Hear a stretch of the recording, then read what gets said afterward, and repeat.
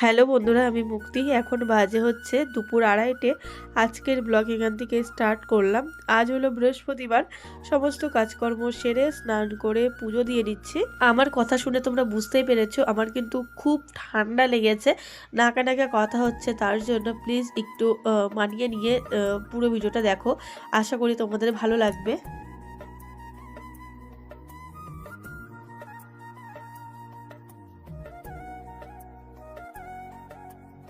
আর দিনগুলো যেমনই হোক না কেন, বৃহস্পতিবার আসলে শুধু মনে হয় যে ফুল দিয়ে যদি একটু ঠাকুরকে ভালোভাবে পুজো দিতে পারতাম, তাহলে হয়তো মন শান্তি হতো। আজকে তো বর ফুল পেয়েছে তাই এনেছে, অন্য অন্য দিন ফুল না দিয়েও বৃহস্পতিবার দিন আমি পুজো দিই।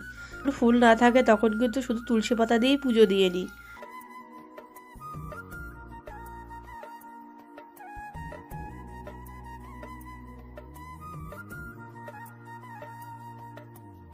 বাবা স্কুল থেকে চলে এসেছে। কই ক্লথ ব্যাগ? না না, ক্লথ ব্যাগ তো ওর ব্যাগের মধ্যেই ছিল। শুধু ব্যাগ না, ব্যাগের মধ্যে বই রয়েছে।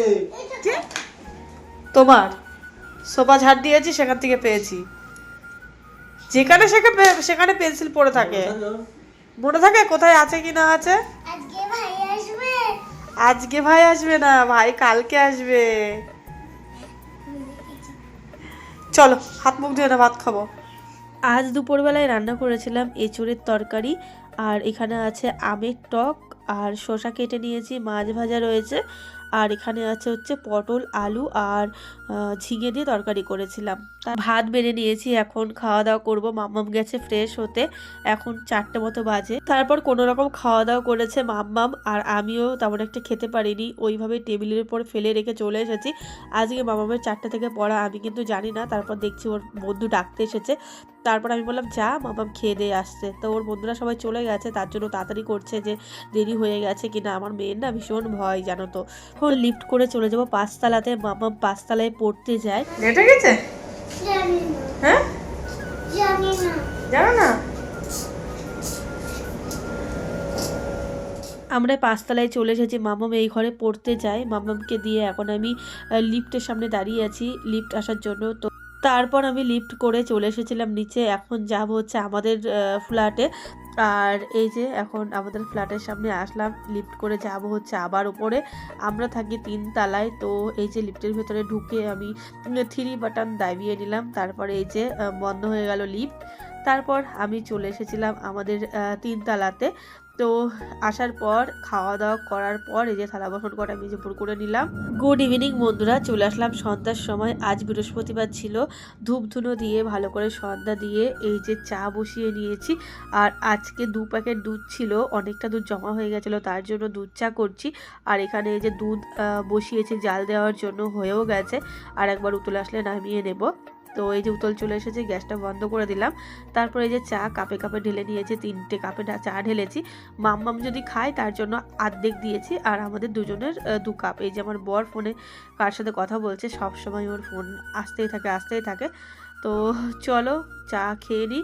আর এই বিস্কুটগুলো দিয়ে কিন্তু চা খেতে দারুণ লাগে। আর অনেক দিন পর আজ দুধ চা করেছি জানো তো। সহসাই আমাদের বাড়িতে দুধ চা করি না, কারণ সবারই প্রবলেম গ্যাসের। তো তারপরে এই যে মাম্মাম দেখো আমাদের ফ্ল্যাটের সামনে খেলছে ওর বন্ধুদের সাথে। সারাদিন তো টাইম পায় না, এই সন্ধ্যা লাগলে পরে একটু খেলে।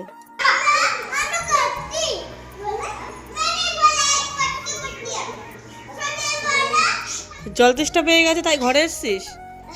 হ্যাঁ, চুলগুলোর কি অবস্থা? চিরুনি নিয়ে চুল বেঁধে দি যা। দৌড়াদৌড়ি করে চুলের ভেতরে পুরো ঘেমে গেছে। তো বললাম যে ঘর থেকে গাটার নিয়ে চুল বেঁধে দিই। তো বলছে দুপাশে বিনুনি করে দাও। তো দেখো দুপাশে বিনুনি করে দিয়েছি, আর ওর বন্ধুর সাথে আলোচনা করছে আমার চুল বড় হয়ে গেছে। আমাকে দুপাশে বিনুনি করে দিয়েছি, এই দেখো কেমন হয়েছে অবশ্যই কিন্তু জানিও তোমরা। চুলটা কত বড় হয়ে গেছে।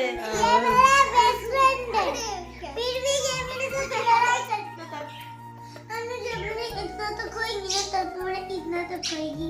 कोई बात नहीं, सब कुछ उठाते रहता है, क्योंकि मेरे बाल तुम्हारे से इतना तक है। श्रुति, तो तुम्हें बात कट करो। नहीं, मैं नहीं कट करूंगी।